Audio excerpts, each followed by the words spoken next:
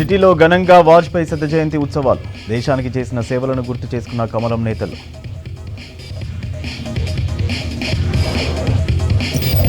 రేవతి కుటుంబానికి 2 కోట్ల సాయం అందించిన పుష్ప టీం. రేపు సీఎం రేవంత్ రెడ్డితో సమావేశమవుతామన్న దిల్రాజు. తొక్కిసలాటపై సోషల్ మీడియాలో తప్పుడు ప్రచారం చేయొద్దు, బద్నాం చేసేలా పోస్టులు పెడితే కఠిన చర్యలన్న పోలీసులు.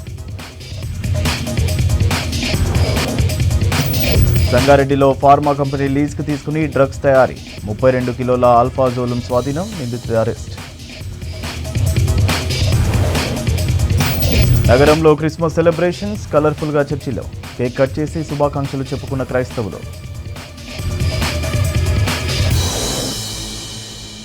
సంధ్యా థియేటర్ ఘటనపై తప్పుడు సమాచారంతో అయోమయం సృష్టిస్తే కఠిన చర్యలు తప్పవని హెచ్చరించారు హైదరాబాద్ సిటీ పోలీసులు. తొక్కిసలాట ఘటనపై సోషల్ మీడియాలో అపోహలకు గురి చేసేలా వీడియోలు పోస్ట్ చేస్తే చర్యలు తప్పవన్నారు.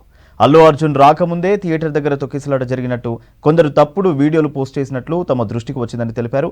ఈ ఘటనపై విచారణ జరుగుతున్న క్రమంలో తెలిసిన నిజాలను వీడియో రూపంలో ఇప్పటికే రిలీజ్ చేశామన్నారు. ఈ ఇష్యూలో పోలీస్ శాఖను బద్నాం చేసేలా తప్పుడు ప్రచారం చేస్తే చర్యలు తప్పవని హెచ్చరించారు సిటీ పోలీసులు. సోషల్ మీడియాలో జరిగే తప్పుడు ప్రచారాలను నమ్మవద్దని ప్రజలకు విజ్ఞప్తి చేశారు.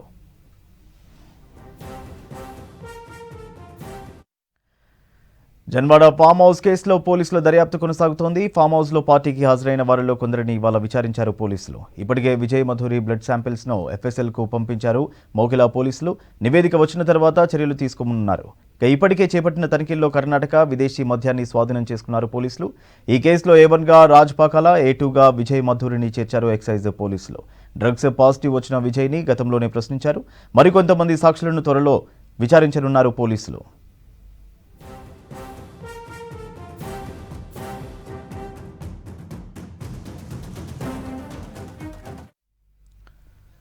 హైదరాబాద్ సిటీలో రియల్ ఎస్టేట్ పడిపోయిందని వస్తున్న వార్తల్లో వాస్తవం లేదన్నారు HMDA కమిషనర్ సర్ఫరాజ్. హైడ్రా వల్ల రియల్ ఎస్టేట్ తగ్గలేదన్నారు. హైదరాబాద్లో రియల్ ఎస్టేట్ రంగం వృద్ధి చెందుతుందన్నారు. ఆఫీస్ స్పేస్, రెసిడెన్షియల్ అమ్మకాలు భారీగా పెరిగాయన్నారు. దేశంలో వేగంగా అభివృద్ధి చెందుతున్న రియల్ ఎస్టేట్ మార్కెట్లలో హైదరాబాద్ ఒకటిగా ఉందన్నారు. ఇంటర్నేషనల్ ఇన్వెస్ట్మెంట్స్కు హైదరాబాద్ డెస్టినేషన్గా మారిందన్నారు HMDA కమిషనర్.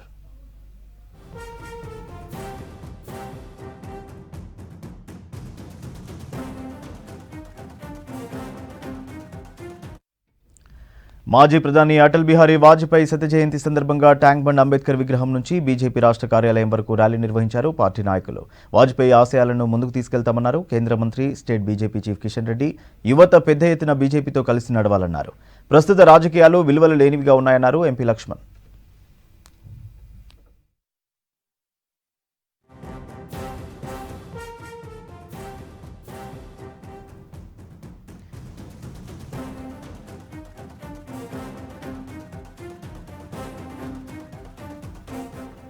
నమ్మిన సిద్ధాంతం కోసం వాజ్పేయి ఎక్కడా రాజీ పడలేదన్నారు కేంద్ర మంత్రి కిషన్ రెడ్డి. ఐక్యరాజ్య సమితిలో హిందీలో మాట్లాడిన తొలి భారత ప్రభుత్వ ప్రతినిధి వాజ్పేయి అని తెలిపారు. వాజ్పేయి స్ఫూర్తితోనే ప్రధాని మోదీ పనిచేస్తున్నారని చెప్పారు. వాజ్పేయి వ్యక్తిత్వాన్ని ఈ తరానికి తెలియజేసే విధంగా పనిచేద్దామన్నారు. రాజకీయాల్లో వాజ్పేయి నూతన ఒరవడిని సృష్టించారని తెలిపారు ఎంపీ లక్ష్మణ్. పార్టీలు మారడంలో తెలంగాణ ఓ ప్రయోగశాలగా మారిందని విమర్శించారు. ఈరోజు ప్రజాస్వామ్యం గురించి, రాజ్యాంగం గురించి, డాక్టర్ బాబాసాహెబ్ అంబేద్కర్ గురించి భారతీయ జనతా పార్టీకి వాళ్ళ సర్టిఫికెట్ అవసరం లేదు. ఏ రకంగా డాక్టర్ బాబాసాహెబ్ అంబేద్కర్ను అవమానం చేశారో, బతికినన్ని రోజులు ఏ రోజు కూడా ఆయనకు మరి సహకారం అందించకుండా అడుగడుగున అడ్డుకొని అవమానం చేసినటువంటి చరిత్ర కాంగ్రెస్ పార్టీ. ఆయన ఎలక్షన్లో పోటీ చేస్తే ఓడించడం జరిగింది. మంత్రిగా ఉంటే మంత్రిగా రాజీనామా చేయించినటువంటి ఘనత జవహర్లాల్ నెహ్రూకు దక్కుతుంది. ఆయనకి ఇంతకుముందు పెద్దలు చెప్పినట్టు ఇందిరాగాంధీ గారు కానీ మిగతా పెద్దలందరూ కానీ భారతరత్న తీసుకుంటారు. కానీ రాజ్యాంగానికి రూపకల్పన చేసినటువంటి మహానుభావుడు డాక్టర్ బాబాసాహెబ్ అంబేద్కర్కు భారతరత్న ఇవ్వడానికి మనసు ఒప్పుకోలేదు కాంగ్రెస్ పార్టీకి. అనేక మంది కాంగ్రెస్ పార్టీకి సంబంధించినటువంటి నాయకుల చిత్రపటాలు పార్లమెంట్ సెంట్రల్ హాల్లో పెడతారు. కానీ అదే సెంట్రల్ హాల్లో రాజ్యాంగాన్ని రూపకల్పన చేసి మరి దేశానికి అందించినటువంటి మహానుభావుడు అదే సెంట్రల్ హాల్లో డాక్టర్ బాబాసాహెబ్ అంబేద్కర్. ఆ బాబాసాహెబ్ అంబేద్కర్ యొక్క చిత్రపటాన్ని పెట్టడానికి కాంగ్రెస్ పార్టీకి మనసు ఒప్పుకోదు. వాళ్ళు సిగ్గుడిచ్చి రోజు డాక్టర్ బాబాసాహెబ్ అంబేద్కర్ గురించి మాట్లాడుతూ ఉన్నారు. అటల్ బిహారీ వాజ్పేయి గారి యొక్క జయంతి సందర్భంగా అందరికీ శుభాకాంక్షలు. ఆ మహానీయుని యొక్క జయంతి వేడుకలను జరుపుకోవడం చాలా సంతోషం. దాంతోపాటు బాబాసాహెబ్ అంబేద్కర్ గారిని స్ఫూర్తిగా తీసుకొని వారి యొక్క ఆలోచనకు అనుగుణంగా కూడా ఈరోజు మనం ముందు పోయే ప్రయత్నం చేస్తున్నాం. వాళ్ళ భారతీయ జనతా పార్టీ నరేంద్ర మోడీ గారి ప్రభుత్వం కానీ, గతంలో అటల్ బిహారీ వాజ్పేయి గారి ప్రభుత్వం కానీ, ఇలా అంబేద్కర్ గారిని స్ఫూర్తిగా తీసుకొని ముందుకు సాగుతున్న పార్టీ భారతీయ జనతా పార్టీ. ఇలా పంచతీర్థాల పేరుతోని వాళ్ళ అంబేద్కర్ యొక్క పంచతీర్థాల పేరుతోని రాబోయే తలకు స్ఫూర్తిగా ఏ విధంగా మనం గుర్తుంచుకునే విధంగా చేస్తున్నామో ఆలోచించాల్సిన అవసరం ఉంది. బాబాసాహెబ్ అంబేద్కర్ భారతరత్న తెచ్చింది భారతీయ జనతా పార్టీ అప్పుడు ప్రభుత్వం, ఎన్డీఏ ప్రభుత్వం. దాంతోపాటు అంబేద్కర్ గారి చిత్రపటాన్ని సెంట్రల్లో పెట్టినటువంటి విషయాన్ని కూడా ఇలా దళిత సమాజం గుర్తుంచుకోవాల్సిన అవసరం ఉంది. దేశంలో 27 మంది ఎంపీలను బీసీ ఎంపీలను మంత్రులు చేస్తాం. ఇలా 12 మంది ఎస్సీ ఎంపీలను మంత్రులు చేస్తాం. 8 మంది ఎస్టీ ఎంపీలను మంత్రులు చేస్తాం. ఇవన్నీ చేసిన తర్వాత కూడా ఇలా కాంగ్రెస్ పార్టీ చెప్పే విషయాలను దళిత సమాజం కానీ, ఎస్సీ ఎస్టీ బడుగు బలైన వర్గాలు ఎవరు గుర్తిస్తలేరన్న విషయాన్ని కాంగ్రెస్ పార్టీ గుర్తించుకోవాల్సిన అవసరం ఉంది. కాబట్టి ఏం ర్యాలీలు చేసినా ఏం చేసినా కూడా ఇలా బడుగు బలైన వర్గాలన్నీ కూడా, ఎస్సీ ఎస్టీ బీసీ వర్గాలన్నీ కూడా, అగ్రవర్ణాలు పేద వర్గాలు కూడా అన్ని కూడా భారతీయ జనతా పార్టీకి, నరేంద్ర మోడీ గారికి అండగా ఉంటున్న విషయాన్ని మనం గుర్తించాల్సిన అవసరం ఉంది. అభివృద్ధి విషయంలో వారు గ్రామీణ ప్రాంతాలను పట్టణ ప్రాంతాలతో అనుసంధానం చేసి మౌలిక సదుపాయాలు కల్పించాలి. గ్రామీణ ప్రజలు కూడా మరి పాలనను అందుబాటులో తీసుకురావాలని చెప్పి ప్రధానమంత్రి గ్రామీణ సడక్ యోజన వారి యొక్క మరి ఒక ఫ్లాగ్షిప్ ప్రోగ్రాంలో వారు చేపడితే ఈరోజు గ్రామాలు ఏ రకంగా ఇవాళ కలకలలాడుతూ ఉన్నాయి. అదే రకంగా గోల్డెన్ క్వాడ్రాంగులర్స్ రోడ్స్ పేరు మీద చతుర్భుజి, ఆ రకంగా రహదారుల నిర్మాణం, అనేకమైనటువంటి కార్యక్రమాలు వారు మరి భారతీయ జనతా పార్టీ ఒక కార్యకర్తగా వారు ఏ రకంగా ఈ స్థాయికి ఎదిగి చివరికి ఇవాళ భారతరత్న అవార్డు పొందిన తర్వాత నరేంద్ర మోడీ ప్రభుత్వం వాజ్పేయి గారి యొక్క ఆశయాలను, ఆలోచనలను, అభివృద్ధిని ఇవాళ ముందుకు తీసుకెళ్తూ ఒక వికసిత్ భారత్ ఏదైతే సంకల్పించాడో అది నెరవేరాలన్నా కార్యకర్తలు, యువకులు కూడా మరి దీనిని ఒక స్ఫూర్తిగా ప్రేరణ తీసుకుని వాజ్పేయి గారు అందించినటువంటి మనకైతే రాజకీయ వారసత్వం ఉందో ఆ వారసత్వాన్ని ఎంటిపెట్టుకొని వారు మరి భారతీయ జనతా పార్టీని, 2 ఎంపీలు ఉన్న పార్టీని ఒక అతిపెద్ద పార్టీగానే కొనసాగడమే కాకుండా ఇవాళ ప్రపంచంలోనే అతిపెద్ద పార్టీగా మారడం, 3 పర్యాయాలు నరేంద్ర మోడీ గారి నాయకత్వంలో అధికారంలోకి రావడం ఇది ఒక చరిత్ర. ఈ దేశంలో అది మోదీ గారికే సాధ్యమైంది. ఇవాళ కాంగ్రెస్ పార్టీ మనం చూస్తూ ఉన్నాం, రాహుల్ గాంధీ ఇవాళ ఏ రకంగా రేవంత్ రెడ్డితో సహా మరి ఈరోజు వారు రాజ్యాంగాన్ని అవమానపరిచి కించపరిచినటువంటి ఈ కాంగ్రెస్ పార్టీ ఇవాళ రాజ్యాంగం పేరు మీద అడ్డం పెట్టుకొని ఏ రకంగా ఎన్నికల్లో ప్రజలు తప్పుదో పట్టిస్తున్నదో గమనిస్తున్నారు. కాబట్టి కార్యకర్తలు దీన్ని ఎదుర్కొంటూ ఊరూరా పల్లెపల్లెలు కూడా వాజ్పేయి గారి ప్రతిమలు, వాజ్పేయి గారి విగ్రహాలు, వాజ్పేయి గారి పేరు మీద అనేకమైన కార్యక్రమాలు స్వచ్ఛంద సంస్థలు కూడా పురమాయించే విధంగా చేపట్టాలని ఈ సంవత్సర కాలంలో. కాంగ్రెస్ కు అంబేద్కర్ గురించి మాట్లాడే కనీస అర్హత కూడా లేదన్నారు కేంద్ర మాజీ మంత్రి అనురాగ్ ఠాకూర్.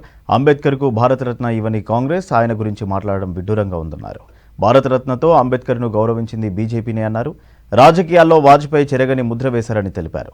వాజ్పేయి అంటే ఒక వ్యక్తి కాదని దేశ వ్యవస్థ అని చెప్పారు. వాజ్పేయి ఆశయాలనే ప్రధాని మోదీ నెరవేరుస్తున్నారని తెలిపారు అనురాగ్ ఠాకూర్. एक अच्छे लेखक थे, अच्छे कवि थे, अच्छे विचारक थे, एक ऐसा व्यक्ति जो ओजस्वी वक्ता भी था, जिनके भाषण के मुरीद पूरे देश भर में थे. लेकिन अगर आज हम अटल जी के 100 वर्षों पर उनको याद करें तो हमें क्या याद आता है? एक ऐसा व्यक्ति जिनकी मृत्यु के समय अगर आप उनकी मृत्यु से 10 साल पीछे मुड़ के देखेंगे तो लगभग 8-10 साल वो गंभीर रूप से बीमार रहे. लेकिन जिस दिन उनकी मृत्यु हुई मैं एम्स से लेके उनके घर तक साथ में गया, उनके घर से लेके सदैव अटल स्थल तक साथ में गया. और हम सब के लिए खुशी की बात यह थी कि हमारे नेता अटल जी के साथ वरिष्ठ नेता कार्यकर्ता तो थे, लेकिन आज की युवा पीढ़ी तो हजारों की तादाद में पैदल चल रही थी. एक ऐसा नेता भारतीय जनता पार्टी और देश ने दिया. आप याद करिए इमरजेंसी का समय, ये इमरजेंसी किसने थोपी थी? ये इंदिरा गांधी जी ने थोपी थी. ये कांग्रेस ने अत्याचार किया था, लोकतंत्र की हत्या कांग्रेस ने की थी. हमारे नेताओं ने, अटल जी जैसे नेताओं ने जेल में रहकर भी सदा आवाज मुखर की और आज डॉक्टर भीमराव अंबेडकर जी, जिनको कांग्रेस ने भारत रत्न नहीं दिया, पंडित नेहरू जी ने अपने लिए भारत रत्न ले लिया, इंदिरा जी ने अपने लिए भारत रत्न ले लिया, राजीव गांधी जी को कांग्रेस ने भारत रत्न दे दिया, लेकिन डॉक्टर अंबेडकर को नहीं दिया। जब वीपी सिंह जी की सरकार बनी, अटल जी ने समर्थन दिया और अटल जी ने निवेदन किया कि डॉक्टर अंबेडकर को भारत रत्न देना चाहिए। ये भारतीय जनता पार्टी के समर्थन से मिला है। శ్రీతేజ్ కుటుంబానికి 2 కోట్లు ప్రకటించారు అల్లు అరవింద్. కిమ్స్లో శ్రీతేజ్ను పరామర్శించిన తర్వాత ఆర్థిక సాయం ప్రకటించారు. శ్రీతేజ్ త్వరగా కోలుకోవాలని కోరారు.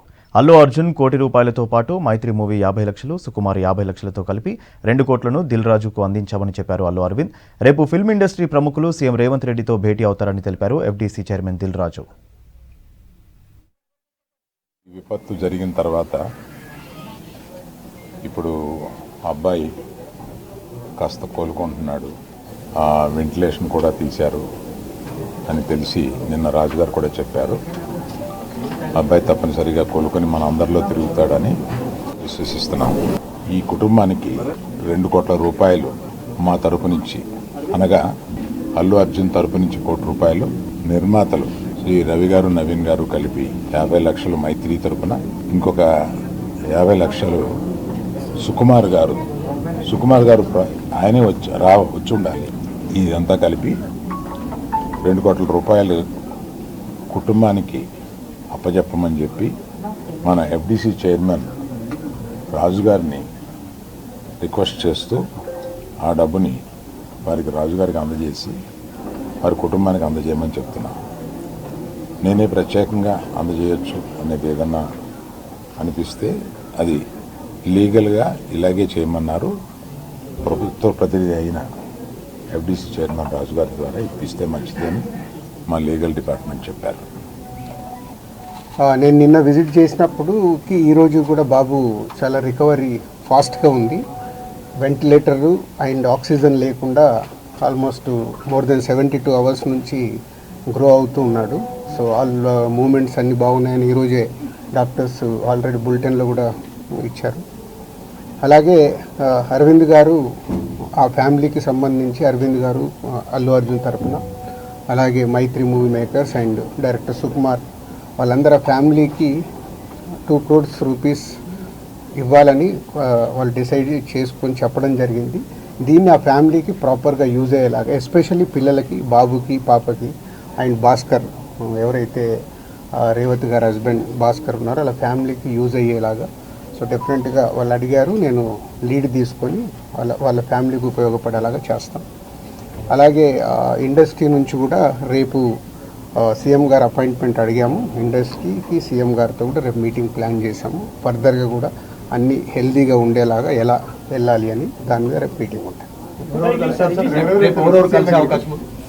ఇండస్ట్రీ నుంచి ఎవరెవరు కలిసే అవకాశం? అందరికీ కమ్యూనికేట్ చేస్తున్నాం. అంటే ఈరోజు హాలిడే కదా, ఆల్రెడీ ఈరోజు మార్నింగే కన్ఫర్మేషన్ వచ్చింది సీఎం గారిది. సో అందరికీ మార్నింగ్ నుంచే కమ్యూనికేట్ చేస్తున్నాం.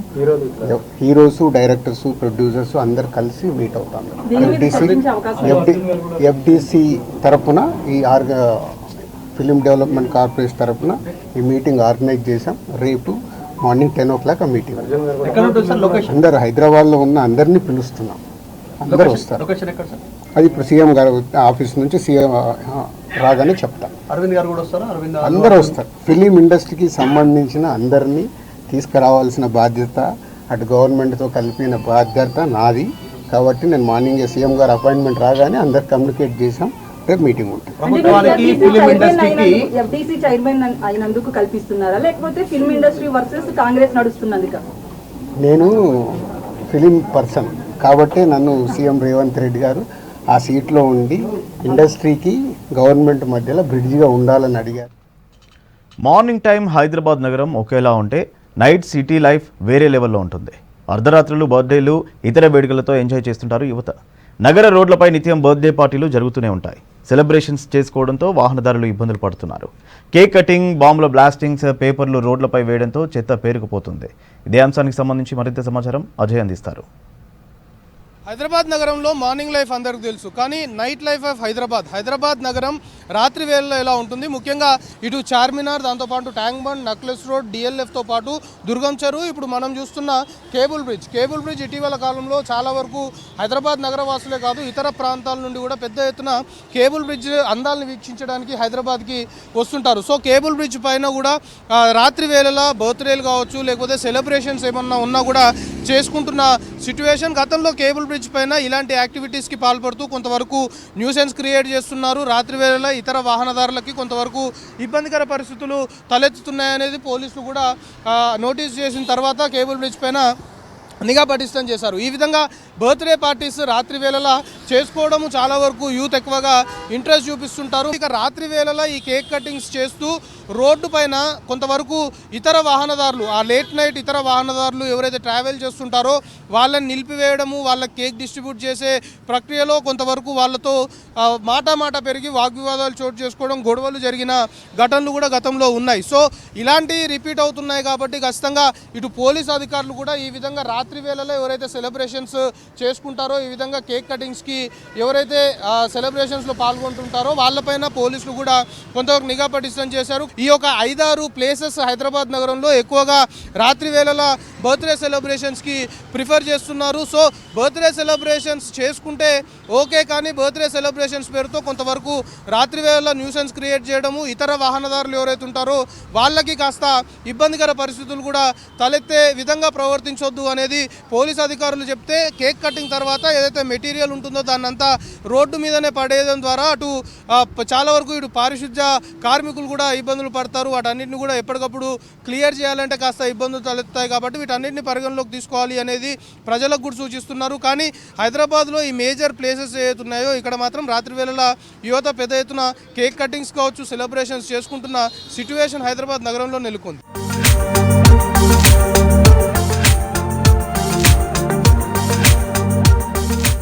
ప్రస్తుతం మనం డిఎల్ఎఫ్ వద్ద ఉన్నాము. ఇది ఒక మరొక స్పాట్గా చెప్పుకోవాలి. బర్త్డే సెలబ్రేషన్స్ ముఖ్యంగా రాత్రి వేళలా ఇటు ట్యాంక్ బండ్, నక్లెస్ రోడ్, దుర్గం చెరువు, కేబుల్ బ్రిడ్జ్తో పాటు ఇటు డిఎల్ఎఫ్ వద్ద కూడా పెద్ద ఎత్తున బర్త్డే సెలబ్రేషన్స్ యువత చేసుకుంటూ ఉంటారు. మొత్తము రాత్రి వేళలో అంటే ఐటీ సెక్టర్ సంబంధించిన ఎంప్లాయీస్ ఎక్కువగా ఉన్న కారణంగా రాత్రి వేళలో కూడా కొంతవరకు ఇక్కడ షాప్ సంబంధించిన ఎస్టాబ్లిష్మెంట్స్ కాబట్టి ఇవన్నీ అందుబాటులో ఉంటాయి. కాబట్టి డిఎల్ఎఫ్ రూట్లో కూడా పెద్ద సంఖ్యలో రాత్రి వేళలా బర్త్డే సెలబ్రేషన్స్ చేసుకోవడానికి ఎక్కువగా యువత ఇంట్రెస్ట్ చూపిస్తుంటారు. ఇక్కడ కూడా చాలా వరకు పోలీసులు రాత్రి వేళలా నిఘా పటిష్టం చేశారు. ఎందుకంటే న్యూసెన్స్ కూడా జరిగే అవకాశం ఉంటుంది. గతంలో కూడా అలాంటి సిట్యువేషన్స్ మనం చెప్పుకుంటున్నట్లు కేబుల్ బ్రిడ్జ్ పైన చాలా సిట్యువేషన్స్ అలాంటివి ఉన్నాయి. న్యూసెన్స్ చేయడము, కొంతమేరకు ఇబ్బందికర పరిస్థితులు కేబుల్ బ్రిడ్జ్ పైన తలెత్తున్న క్రమంలో కేబుల్ బ్రిడ్జ్ పైన ఆల్రెడీ పోలీసులు పూర్తి స్థాయిలో కూడా మానిటరింగ్ చేస్తూ సీసీ కెమెరాలని ఏర్పాటు చేసి concern police station, cable bridge అనేది మాదాపూర్ జ్యుడిక్షన్కి వస్తుంది కాబట్టి మాదాపూర్ పోలీసులు ఎప్పటికప్పుడు కేబుల్ బ్రిడ్జ్ పైన ఏం జరుగుతుంది, ముఖ్యంగా రాత్రి వేళలో ఈ సెలబ్రేషన్స్ కావచ్చు, కేక్ కటింగ్ సంబంధించి పూర్తి స్థాయిలో కూడా దృష్టి పెట్టిన పరిస్థితి. ఇక ఇటు ట్యాంక్ బండ్, నక్లెస్ రోడ్ సంబంధించి కూడా ఆయా జ్యురిడిక్షన్లో ఉన్న పోలీసులు ఎప్పటికప్పుడు అక్కడ నైట్ ప్యాట్రోలింగ్ తిరగడము, ఒకవేళ రాత్రి వేళ కేక్ కటింగ్ చేస్తూ సెలబ్రేషన్స్ చేస్తూ కొంతవరకు ఇతరులకి ఇబ్బందికర పరిస్థితులు తలెత్తే పోలీసులు వాళ్ళని కూడా వార్న్ చేస్తుంటారు. ఇక డిఎల్ఎఫ్ వద్ద కూడా పూర్తి స్థాయిలో ఎక్కువ యంగ్స్టర్స్, ముఖ్యంగా ఐటీకి సంబంధించి ఐటీ కారిడార్ మొత్తం కూడా దీని పరిసరాల్లోనే దీని చుట్టుముట్టూరా ఉంటుంది కాబట్టి ఐటీ ఎంప్లాయీస్ ఎక్కువగా కూడా డిఎల్ఎఫ్ ఈ సెంటర్ వద్ద సెలబ్రేషన్స్ చేసుకోవడానికి రాత్రి వేళ కేక్ కటింగ్స్ కావచ్చు, బర్త్డే సెలబ్రేషన్ సంబంధించి ఇక్కడనే ఎక్కువగా కూడా ప్లాన్ చేసుకుంటూ ఉంటారు. అయితే ఇక్కడ కూడా సేమ్ సిట్యుయేషన్ జనరల్గా రిపీట్ అవుతుంది. కేక్ కటింగ్ తర్వాత ఆ కేక్ సంబంధించి వాటన్నిటిని కూడా ఇక్కడే రోడ్ పైన పడివేయడము, ఆ ర్యాపర్స్ కావచ్చు, లేకపోతే ఆ కేక్ సంబంధించి దాంతోపాటు ఇటు బ్లాస్ట్ ఏదైతే ఉంటాయో అవన్నీ రోడ్డు పైనే వదిలేసి వెళ్తున్న క్రమంలో కొంతవరకు ఇటు పారిశుద్ధ్య సమస్యలు కూడా తలెత్తే ప్రమాదం కూడా ఉంది అనేది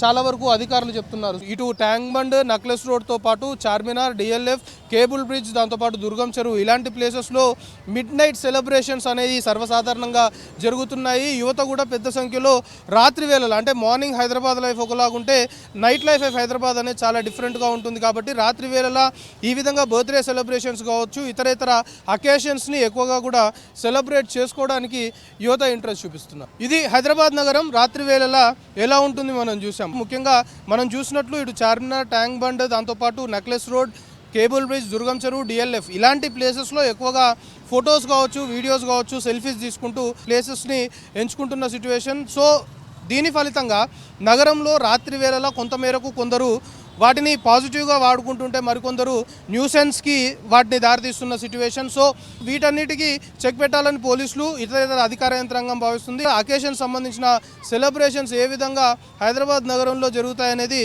చాలా క్లియర్గా చూసాం. కెమెరా పర్సన్ ప్రవీణ్తో కలిసి అజయ్ V6 న్యూస్, హైదరాబాద్. గోరక్ష మహాపాదయాత్ర భువనగిరి జిల్లా చౌటుప్పల్ మండలానికి చేరుకుంది. కాశ్మీర్ నుంచి కన్యాకుమారి వరకు బాలకృష్ణ గురుస్వామి ఆధ్వర్యంలో ఈ యాత్ర కొనసాగుతోంది. ఇవాల్టికి ఈ మహాపాదయాత్ర 90వ రోజుకు చేరింది. ఇప్పటి వరకు 2760 కిలోమీటర్లు నడిచారు అయ్యప్ప స్వాములు. ఈ యాత్రలో వందలాదిగా అయ్యప్ప స్వాములు, మహిళలు పాల్గొంటున్నారు. ప్రతి భారతీయుడు గోవులను రక్షించాలన్నారు గురుస్వాములు. మహాపాదయాత్రకు మంత్రి పొన్నం ప్రభాకర్ సంఘీభావం తెలిపారు. గోవులను కాపాడే దిశగా తమ సర్కార్ కృషి చేస్తుందన్నారు. కాంగ్రెస్ నేత ఫిరోజ్ ఖాన్ చార్మినార్ దగ్గర పాదయాత్రలో పాల్గొన్నారు. గోవులను గౌరవించాల్సిన బాధ్యత అన్ని మతాలపై ఉందన్నారు.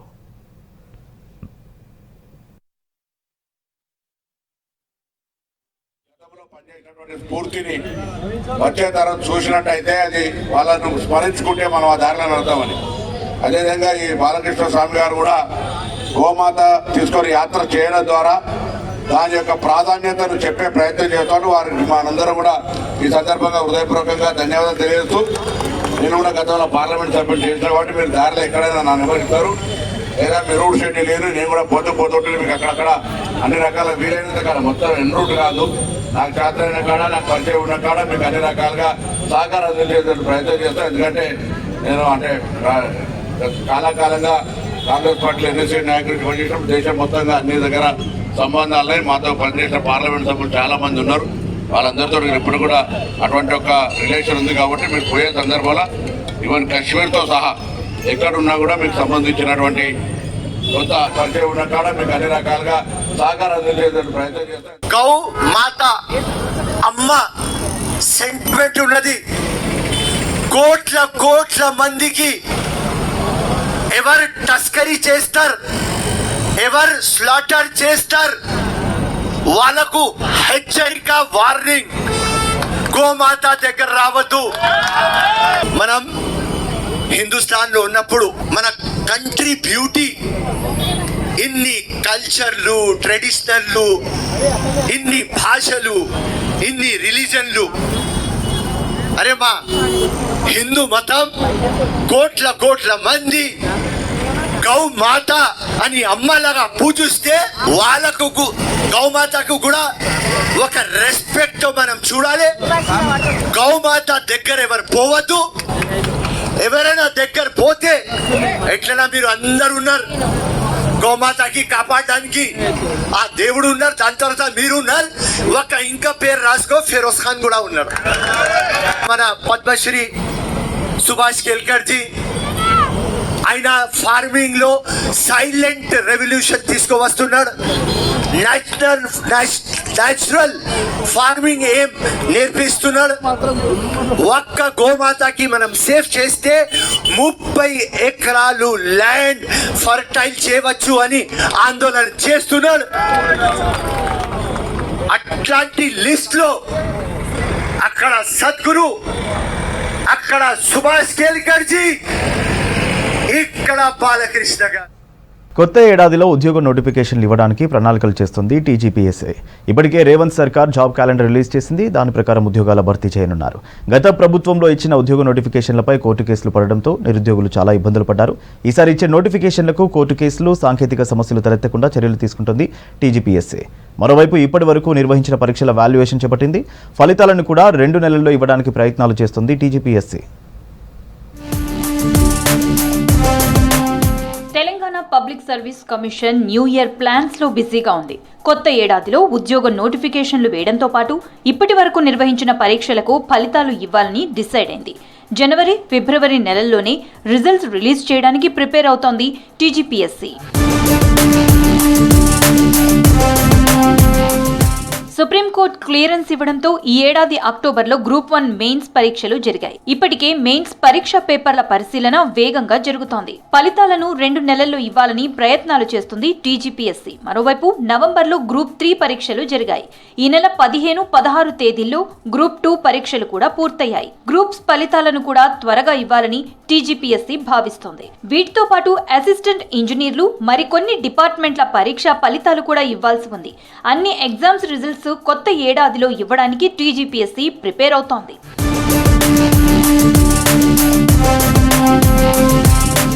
మరోవైపు రేవంత్ సర్కార్ జాబ్ క్యాలెండర్ కూడా విడుదల చేసింది. దీని ప్రకారం టీజీపీఎస్సీ నోటిఫికేషన్లు ఇచ్చి షెడ్యూల్ ప్రకారం ఉద్యోగాల భర్తీ చేయాలని కసరత్తు చేస్తోంది. గ్రూప్స్ ఉద్యోగాల నోటిఫికేషన్లు కూడా కొత్తేడాదిలో రాబోతున్నాయి. ప్రధానంగా గ్రూప్ 1, గ్రూప్ 2 ఉద్యోగాల నోటిఫికేషన్లు వస్తాయి. వీటితో పాటు వివిధ శాఖలకు సంబంధించిన పోస్టుల భర్తీ కూడా టీజీపీఎస్సీ ద్వారానే జరగనుంది.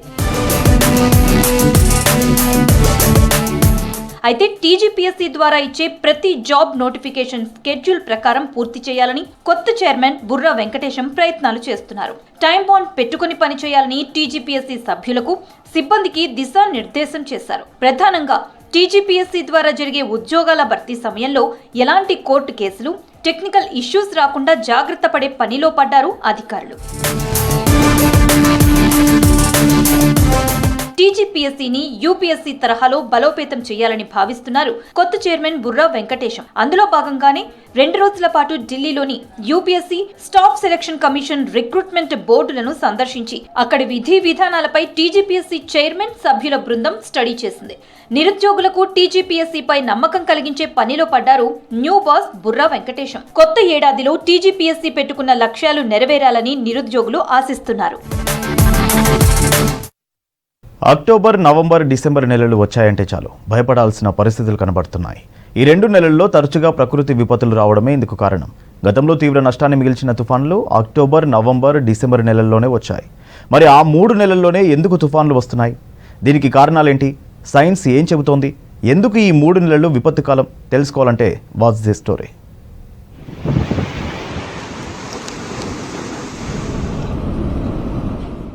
అక్టోబర్, నవంబర్, డిసెంబర్ నెలల్లో తుఫాన్లు విరుచుకుపడుతున్నాయి. భయంకరమైన గాలులు, ప్రాణాలు తీసే తుఫానులు ఈ 2 నెలల్లోనే ఎక్కువగా వచ్చాయి. వాయుగుండంగా పుట్టి తుఫానుగా మారి చెట్టు, పుట్ట, ఇల్లు, వాకిలి అన్నీ నాశనం చేస్తుంది. పైగా ఈ నెలల్ని విపత్తు కాలంగా పిలుస్తుంటారు. ఈ మధ్య అక్టోబర్లో వచ్చిన దానా, నవంబర్ ఎండింగ్లో వచ్చిన ఫెంగల్ తుఫాన్లే ఇందుకు నిదర్శనం.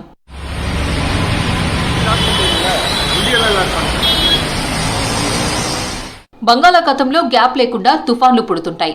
1891 నుంచి 2019 వరకు బంగాళాఖాతంలో 522 తుఫాన్లు ఏర్పడ్డాయి. అంటే ఏటా 4 తుఫాన్లు తీరం దాటుతున్నాయి. ఏడాదికి 2-3 తుఫాన్లు ఏర్పడడం మామూలే. కానీ 2017 నుంచి అసాధారణ పరిస్థితులు కనబడుతున్నాయి. 2017లో 7 తుఫాన్లు విరుచుకుపడ్డాయి. 2018లో 6 తుఫాన్లు వస్తే 2019లో ఏకంగా 9 తుఫాన్లు వచ్చాయి. 2020లో 5 తుఫాన్లు తూర్పు తీరంలో అల్లకల్లోలం చేశాయి. 2021లో 7 తుఫాన్లు, 2022లో 4 తుఫాన్లు వచ్చాయి.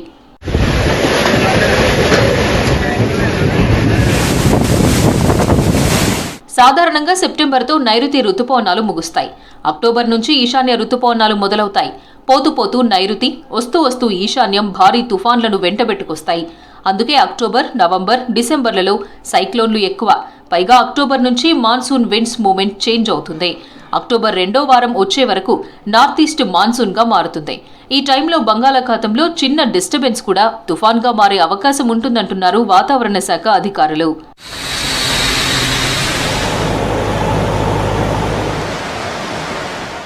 వందేళ్ల చరిత్ర చూసుకున్న అక్టోబర్, నవంబర్, డిసెంబర్ నెలల్లోనే అధికంగా ఇంటెన్స్ సైక్లోన్స్ వచ్చాయంటున్నారు వెదర్ ఆఫీసర్స్. అందులోనూ బంగాళాఖాతంలోనే తుఫాన్లు ఎక్కువన్నారు. అరేబియన్ సముద్రంలో కన్నా బంగాళాఖాతంలో ఎక్కువ తుఫాన్లు రావడానికి గాలి ప్రవాహంతో పాటు వేడి వాతావరణం కూడా ఒక కారణమంటున్నారు. ఇక తూర్పు తీరం బంగాళాఖాతం కంటే పశ్చిమ తీరంలోని అరేబియన్ సముద్రం చల్లగా ఉంటుంది. తుఫాన్లు చల్లని మహాసముద్రం కంటే వెచ్చని సముద్రాలలో ఎక్కువగా పుట్టుకొస్తాయి. పైగా బంగాళాఖాతానికి 3 వైపులా భూభాగం ఉంటుంది. అక్కడ ఏర్పడే తుఫాన్లు తూర్పు తీరం తాకడం మినహా ఇంకో దారి లేదంటున్నారు వాతావరణ శాఖ అధికారులు. శక్తివంతమైన తుఫాన్లు కానీ లేదంటే ఈ cyclone systems, intense cyclone systems అనేవి మనకి దాదాపుగా అక్టోబర్, నవంబర్, డిసెంబర్లో ఏర్పడుతూ ఉంటాయి. సముద్ర ఉపరితల ఉష్ణోగ్రతలు అనేవి చాలా బలమైన కారణం చెప్పొచ్చు. అదేవిధంగా మనకి బే ఆఫ్ బెంగాల్లో కూడా మనకి అధికంగా ఏర్పడడానికి కారణం విండ్ షియర్ కూడా ఎక్కువగా ఉంటుంది.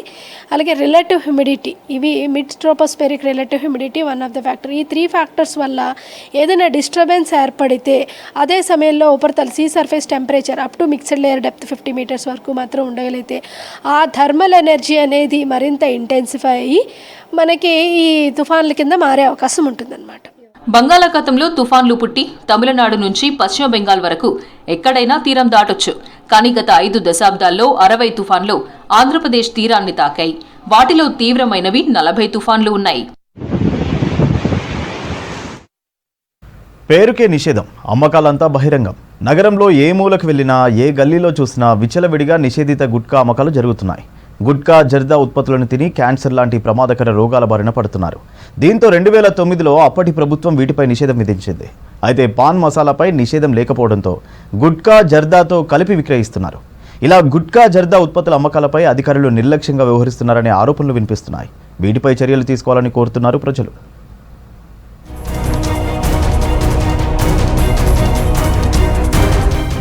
గ్రేటర్ హైదరాబాద్లోని పాన్ షాపుల నిర్వాహకులు లాభాల కోసం గుట్కా, జర్దా ఉత్పత్తుల అమ్మకాలు చేస్తున్నారు. నిషేధాన్ని చూపిస్తూ అధిక ధరలకు అమ్ముతున్నారు. ఇదంతా అధికారులకు తెలిసినప్పటికీ చర్యలు తీసుకోవడం లేదనే ఆరోపణలు వినిపిస్తున్నాయి. సిటీలో ఏ పాన్ షాప్లో చూసినా పాన్ బహార్, బాబా నవరతన్, ఆర్ఆర్ పాన్ మసాలా, 24 క్యారెట్స్, సాగర్తో పాటు సూరత్ జర్దా, అంబర్ ఖైనీ వంటి జర్దా విక్రయాలు జోరుగా సాగుతున్నాయి. ఇలా బ్రాండ్ల పేరుతో అమ్మకాలు చేస్తూ అమాయకుల ప్రాణాలతో చెలగాటమాడుతున్నారు. పాన్, గుట్కా, జర్దా, ఖైనీ ఇవన్నీ కూడా లీగల్గా గవర్నమెంట్ బ్యాన్ చేసున్నా కూడా వాటికి అలవాటు పడ్డ దానివల్ల చాలామంది వీటిని ఇల్లీగల్గా వేరే వేరే చోట్ల నుంచి తీసుకొని వచ్చి మన జనరల్గా ఉన్న జనాభాలో అమ్మడానికి చూస్తున్నారు. వీటి వల్ల చాలా రకాలైన క్యాన్సర్లు వస్తున్నాయి. ఏదైనా కొన్ని క్యాన్సర్స్ ద్వారా ఎక్కువ మంది చనిపోతున్నారు అంటే దాంట్లో ఫస్ట్ వచ్చేది ఓరల్ క్యాన్సర్, నోటి క్యాన్సర్ అని కూడా అనొచ్చు. చాలా వరకు పాన్, గుట్కాని చాలా ఎక్కువసేపు బుగ్గల్లో పెట్టుకోవడం, ఇలాగా పెదాల వెనకాల పెట్టుకోవడం, లేదంటే ఇలాగా ఎక్కువసేపు ఉంచేసేసరికి అక్కడ వాటిల్లో ఉన్న క్యాన్సర్ కి సంబంధించిన కారణాలు ఏవైతే సబ్స్టెన్సెస్ ఉంటాయో అవన్నీ కూడా ఎక్కువసేపు ఆ స్కిన్ కి ఎక్స్పోజ్ అవ్వడం వల్ల అక్కడంతా కూడా ఒక ఇన్ఫెక్షన్ లాగా ఫామ్ అయ్యి ఉండే కొద్దీ అవి క్యాన్సర్ గా మారుతున్నాయి. సిటీలో ఆహార భద్రత ప్రమాణాల చట్టం నిర్వీర్యమవుతోందంటున్నారు సిటీ జనం. ఈ చట్టంతో గుట్కా తయారీ, పొగాకు, నికోటిన్, ఖైనీ ఉత్పత్తులపై ప్రభుత్వం నిషేధం విధించింది. ప్రజల ప్రాణాలను హరిస్తున్న వీటిని నిషేధిస్తూ 2009లో ఉమ్మడి రాష్ట్రంలో ఉత్తర్వులు జారీ చేసింది ప్రభుత్వం.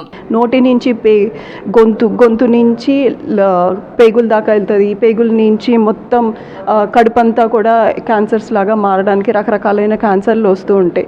ఒక్క క్యాన్సర్లే కాదండి, దీనివల్ల వేరే వేరే ఆరోగ్య సమస్యలు కూడా వస్తాయి. ఎలాంటిదంటే ఊపిరితిత్తులకి సంబంధించిన హెల్త్ ఇష్యూస్ రావచ్చు, లేదంటే పొట్టకు సంబంధించినవి వస్తుంటాయి. దాంతోపాటు ఈ నరాల్లో, గుండెకి సంబంధించిన దాంట్లో ఈ నరాల వల్ల, ఈ ఎడిక్షన్ల వల్ల ఏమవుతుందంటే ఎప్పుడైనా సరే స్ట్రోక్ రావడానికి చాలా ఎక్కువ కారణాలు అవుతూ ఉంటాయి. బీపీలు ఉన్నా, షుగర్ ఉన్నా కూడా వీటి వల్ల ఇంకా ఎక్కువ తీవ్రంగా అయ్యే ఛాన్సెస్ ఎక్కువగా ఉంటాయి.